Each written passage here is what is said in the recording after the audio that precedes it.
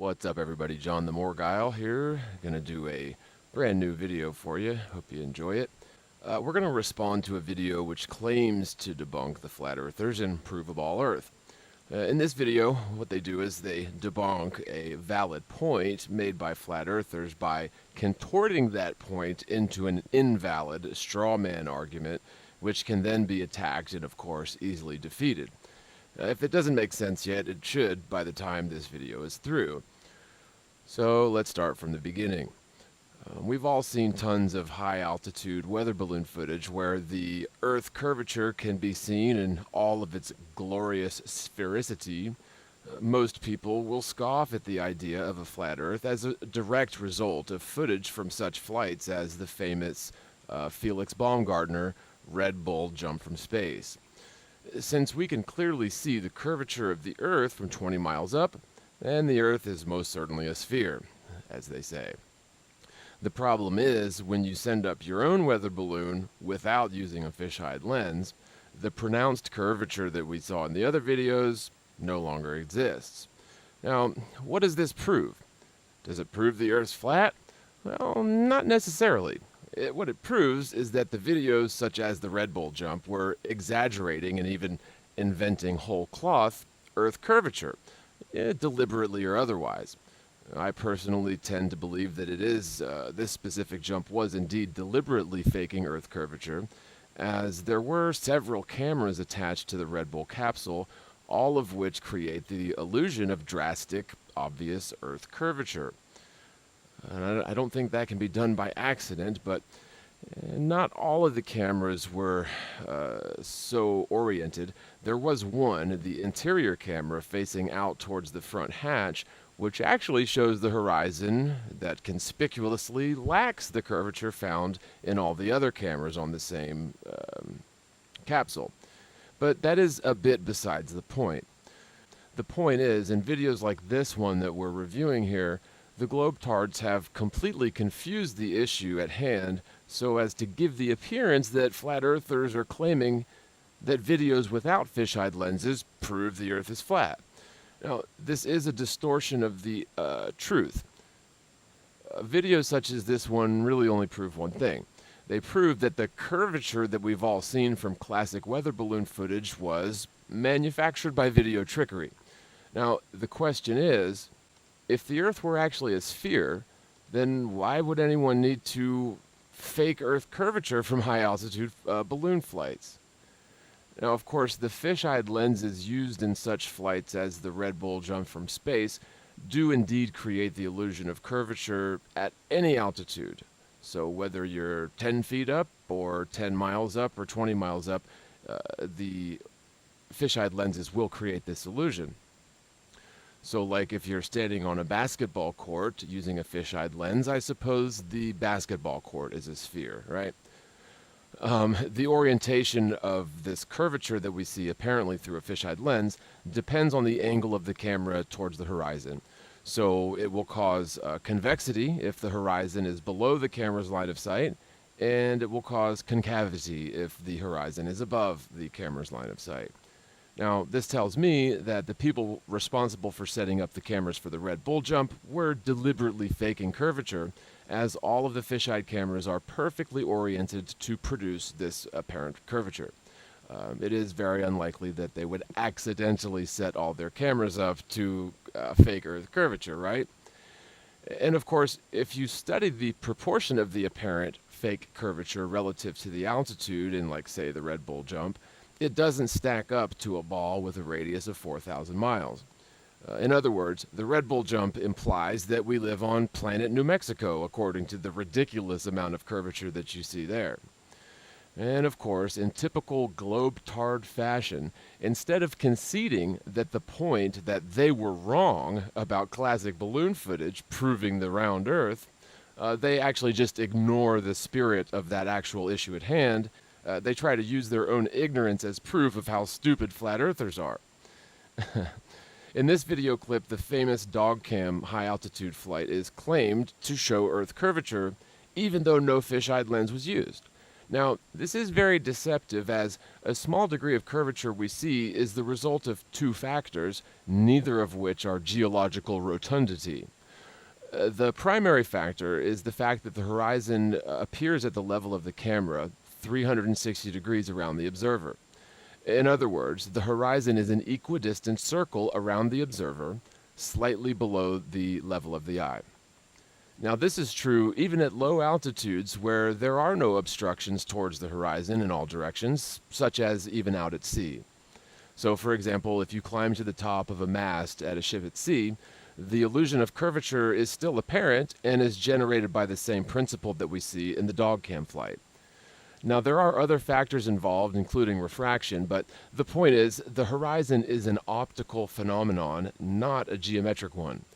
Every point of the horizon is essentially a vanishing point, as in perspective, and each of these points is equidistant from the observer, 360 degrees in all directions, causing the illusion of a curve. Okay, so just to take a moment to describe this diagram that I made, it's not to scale, but it's intended to show the principle that I'm describing. So, as you can see, the line of sight of the observer there is angled down towards the ground. Now, that isn't exactly accurate because, well, we're looking at the observer from a third-person perspective. If we were standing where the observer is, the horizon would, of course, appear to be at eye level or just below eye level. This is, of course, due to the operations of perspective, where any object that is below your line of sight, as it gains distance from you, it will apparently raise up towards your line of sight. Okay, and that applies for this whether the Earth was a sphere or whether the Earth is flat. So to give an example of what we mean here is take a look at this perspective drawing of railroad tracks. The railroad tracks in the distance at the vanishing point appear to meet with the blue sky. Now, we certainly know that the railroad tracks are below us, below our feet, and we also understand that the sky is above us. Yet, due to the operations of perspective, the railroad tracks appear to line up with our line of sight and join with the sky above. So this is a bit of an optical illusion. Certainly we understand that the railroad tracks don't actually raise up towards our eye. It is an optical phenomenon. As you can see, the horizon is an equidistant circle around the observer, and of course he wouldn't see the horizon below him. It would appear at his eye level or just below the eye level. So this is the principle we're talking about. If you were to raise this observer up higher in altitude, his angle of attack towards the horizon would indeed be a wider angle of attack, therefore constituting a larger circle around him. But this principle applies, again, even if you're out at sea. It's hard to find videos that capture this, or it's hard to express this principle in videos, but I have been out at sea and climbed atop the mast of a ship, and you do get the same effect, where the horizon is, of course, at eye level, is an equidistant circle around you, and you do get this illusion of curvature. And that's exactly the same thing that's happening with the dog cam footage, where you have this minor apparent curvature. Has nothing to do with Earth curvature. It has to do with the way in which our eyes interpret reality. The main thing is, and I would say, yes, circles are always curved, but curved things are not always spheres, right? So anyway, the main thing here is the fact that flat earthers never made the argument that non-fisheye videos like the ones from the dog cam flight proved flat earth. That really was never the argument. The argument only ever was the fact that fisheye lens videos do not prove curvature, right? Okay, so for videos like this to claim the curvature we've seen in the dog cam flight debunks flat earthers' point is a total red herring. Not only do they misunderstand what the horizon is, but they also misrepresent the actual point made by flat earthers, which was, again, we proved that they were faking curvature with fisheye lenses. The fact of the matter is, many people were convinced for years of Earth curvature due to this sort of trick photography. Of course, even if the Earth were a ball, you would never see such drastic curvature from the altitude of a weather balloon. Furthermore, assuming a flat Earth with an atmosphere which refracts light, you would indeed expect the horizon to appear as a circle around you, slightly below eye level. Now, this apparent horizon will grow in radius proportionally with altitude as your angle of attack or your line of sight towards the horizon grows wider and wider as you gain in altitude, thus constituting a larger and larger circle around you, even though the Earth is flat.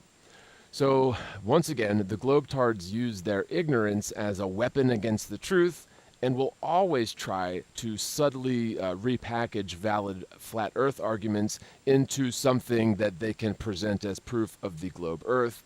And, they've been doing this for as long as I've been into this stuff. So, all right, guys, and so before we wrap this thing up, I do want to mention a quick plug for a brother and friend in truth. He runs a ministry called the Good Samaritan Ministries in South India. And, this whole coronavirus scamdemic thing is affecting everybody to different degrees. Here in America, we tend to take things for granted, like the stimulus checks that many people have already gotten, places like the Salvation Army that will provide you with food and shelter if you need it. Over there in South India, these people are struggling just to get bags of rice to their parishioners. And so Ravi had reached out to me sort of serendipitously as I was working on this video and asked me if there was any way that I could help to, maybe just get some awareness towards their situation. And so here's a little slide with their information. I'll put some information in the description box as well if you would like to contribute to their ministry. That's entirely up to you. Also, of course, I'm going to do a shameless plug for my own little situation here. So if you'd like to contribute to this channel efforts, we are struggling just like everybody else. Of course, we all struggle to different degrees, but if you'd like to help out and you can send a support contribution to PayPal or Patreon. It's www.paypal.me/themorguile or patreon.com/themorguile. Also, I've set up a third option for contributions at Venmo. You can go to venmo.com/themorguile. Thanks so much for watching, guys. God bless. Love you all, and I'll see you in the next one. Peace out, everybody.